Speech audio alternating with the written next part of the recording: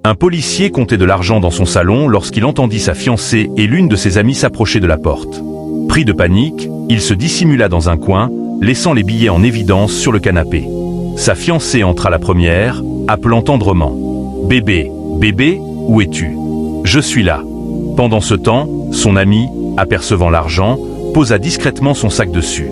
Une fois assise, la fiancée déposa son propre sac derrière elle. Profitant de l'inattention générale, la copine prit le sac de la fiancée et y glissa les billets à l'intérieur. Témoin de toute la scène depuis sa cachette, le policier, stupéfait, attendit que la fiancée sorte son téléphone pour l'appeler, mais le réseau ne passait pas. Il en profita pour sortir discrètement, ouvrir le sac de sa fiancée, en retirer l'argent et le replacer dans celui de la véritable coupable, avant de quitter la pièce sans un bruit. Assises côte à côte, les deux jeunes femmes discutaient. La fiancée partageait joyeusement les qualités de son compagnon. Il est attentionné, doux et tellement respectueux. Mais sa copine, rongée par la jalousie, ne la regardait qu'en silence. Le policier revint quelques instants plus tard et fut surpris de voir les deux femmes ensemble.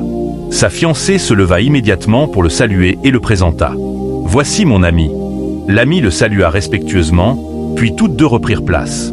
Le policier demanda calmement. En entrant, « Avez-vous vu une liasse d'argent attachée avec un ruban ?» Sa fiancée répondit non, se tournant vers sa copine pour confirmer. Celle-ci nia également. Le policier s'exclama. « Comment est-ce possible ? Je l'avais laissé ici, sur le canapé, juste avant de sortir chez le voisin. » C'est alors que la copine prit la parole. « Tu n'as pas changé, hein ? Toujours tes anciennes manies. Voler l'argent des gens, tu n'as pas encore arrêté ? Et maintenant, tu recommences chez ton copain ? » La fiancée, interloquée. « Tu es sérieuse ? Qu'est-ce que tu racontes ?» La dispute éclata. « Tu ne lui as pas dit que tu volais étant petite ? Moi, je croyais que tu avais changé. » Face à ces accusations publiques, la fiancée resta debout, figée de honte. Le policier, troublé, tenta de comprendre. Mais la copine continua. « Je parle pour ton bien, hein ? Peut-être que tu veux juste profiter de ton copain. » Finalement, la fiancée reprit la parole. « Quand on était ici, tu étais sur le canapé, et moi j'essayais d'appeler mon bébé. Pourquoi tu me salis ainsi ?» Elle décida alors de faire face à la situation et proposa qu'on fouille son sac. Le policier et la fiancée furent surpris par cette proposition. Mais la copine, faussement solidaire, soutint. « Fouillez, je la connais. On a grandi ensemble. Elle en est capable. » Le policier fouilla le sac de sa fiancée et ne trouva rien. La copine, confuse, s'empara du sac, persuadée d'y retrouver l'argent. Mais en vain. Alors elle accusa encore. Peut-être qu'elle l'a mis sur elle. Le policier, exaspéré, déclara. « Je vais maintenant fouiller ton sac. » La copine refusa, cria. « Que Dieu m'en garde. Moi, jamais je ne ferai ça. » Le policier insista, la repoussa, prit son sac et l'ouvrit. Et là, surprise générale, l'argent s'y trouvait. Elle s'écria, confuse. « Non, non, ce n'est pas moi. Ça ne peut pas être moi. » Les amis que nous laissons entrer dans notre vie peuvent parfois être nos plus grands ennemis. Soyons vigilants. La jalousie peut pousser certains à salir même ceux qui leur tendent la main. Restez attentifs, car souvent, les pires trahisons viennent des plus proches. À la surprise générale, la coupable tenta de se défendre. Elle accusa sa propre amie. « C'est elle qui a mis l'argent dans mon sac. Comment a-t-elle pu faire ça ?» Elle la traita de sournoise, de malhonnête, cherchant à détourner l'attention. Le policier, révolté, s'adressa alors à sa fiancée. « Tu invites ce genre de personnes chez moi ? Dans ma propre maison ?» La fiancée, désolée, tenta d'expliquer. « Ce n'est pas ma faute. C'est une amie d'enfance. Nous avons toujours tout fait ensemble. Je ne savais pas qu'elle nourrissait d'autres intentions en venant avec moi. Et puis, en arrivant, j'ai déposé mon sac sur le canapé. Elle aussi. Comment l'argent aurait-il pu se retrouver dans son sac ? Je n'en ai aucune idée. » Le policier, désormais certain de la culpabilité de la copine, s'approcha d'elle et dit d'une voix ferme. « Tu es une criminelle. Tu as osé venir chez un policier pour y voler de l'argent ? Tu as ce culot ?» La jeune femme, prise de panique, chercha du regard le soutien de son amie. Elle la toucha, espérant une intervention, mais celle-ci lui répondit froidement. « Ne m'implique pas.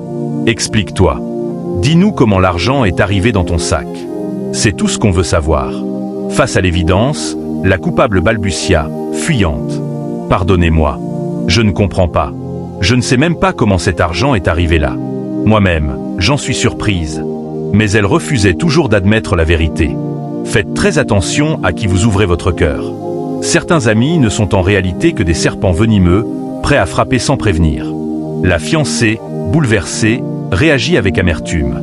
Et dire que je te parlais de mon mari, de sa douceur, de sa loyauté. Et toi, pendant ce temps, tu complotais contre moi? Tu voles l'argent d'autrui? Chez lui, le policier, ne pouvant tolérer davantage cette trahison, déclara avec autorité: quitte immédiatement ma maison. Je ne veux plus jamais te voir ici. Criminel. La jeune femme rassembla ses affaires, les mains tremblantes, et quitta les lieux en suppliant: pardon, je suis désolé. Le policier referma la porte, puis se tourna vers sa fiancée.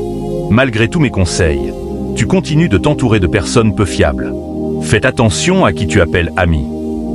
Certaines ne le sont pas. Puis il lui révéla la vérité. C'est moi qui avais déposé l'argent sur le canapé. Lorsque vous êtes arrivé, je me suis caché pour observer. J'ai vu ton amie glisser les billets dans ton sac. Alors, pendant qu'elle ne regardait pas, je les ai discrètement récupérés et placés dans son sac à elle. La fiancée, stupéfaite, éclata en sanglots. Je ne savais rien. Elle était juste derrière moi pendant que je t'appelais. Son fiancé la prit tendrement dans ses bras et lui souffla: sois plus prudente la prochaine fois. Dans la vie, toutes les personnes qui rient avec vous ne rient pas toujours pour vous. Certaines amitiés sont comme des pièges déguisés en cadeaux. Entourez-vous de personnes sincères. Soyez vigilants, car parfois, ce ne sont pas vos ennemis qui vous détruisent, mais les faux amis que vous laissez entrer dans votre cœur. Suivez cette vidéo qui est remplie de conseils de vie. Ce monsieur s'amusait avec sa femme sur le canapé, en la couvrant de drap. Il riait, complice, jusqu'à ce qu'une présence inattendue bouleverse la scène. Soudain, la demi-sœur de la femme entra. Voyant le mari seul sur le canapé, elle crut qu'il était seul. « Je t'ai appelé fatigué, tu n'as pas décroché. Tu vas bien, bébé ?» Le mari, mal à l'aise, répondit: « Je me défends un peu où ?» Elle déposa son sac, regarda autour et demanda: « Ta femme n'est pas ici ?» Il répondit qu'elle était partie en voyage. Elle sauta sur l'occasion. « Regarde-moi, comme je suis belle et pleine de rondeur. Que as-tu trouvé chez ma sœur? Laisse-la, bâtissons quelque chose ensemble. » Elle enchaîna les accusations contre sa sœur. « Quand tu n'es pas là, elle reçoit plein d'hommes ici, grands, petits, noirs, clairs. Elle te trompe et elle ne t'écoute pas. » Puis, elle tenta de le séduire physiquement, allant jusqu'à lui prendre la main pour toucher son corps.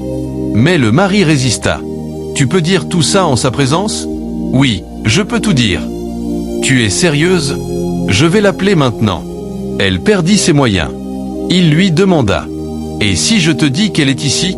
Elle paniqua, chercha du regard. Et là, il souleva le drap, sa femme sortit calmement. « Je savais que tu viendrais ici. Que t'ai-je fait? Tu veux détruire mon foyer depuis plus d'1 an. Aujourd'hui, tu es tombé dans le piège. » La demi-sœur resta muette. Piégée, prise sur le fait. Elle ne trouvait plus ses mots. « Ce n'est pas ta beauté qui compte. C'est le comportement. Quitte ici. Rentre chez toi. Je vais dire à tout le monde ce que tu fais. » Elle s'agenouilla, demanda pardon. Mais la femme refusa et la chassa. « Libère ma maison. Je ne veux plus respirer ton odeur. » Le mari intervint avec sévérité. « C'est toi le problème. Si tu ne l'avais pas laissé entrer dans ta vie, tu n'aurais pas vu ça aujourd'hui. » Et il quitta la pièce. La demi-sœur, toujours effrontée, lança encore un bébé. Mais cette fois, c'en était trop. « Sors de chez moi, et ne reviens plus jamais. » Elle la poussa hors de la maison. Quand la jalousie s'invite dans la famille, elle détruit plus que des liens de sang. Elle s'attaque au foyer, au cœur, aux âmes. Gardons nos cœurs propres et apprenons à reconnaître les loups même déguisés en agneaux.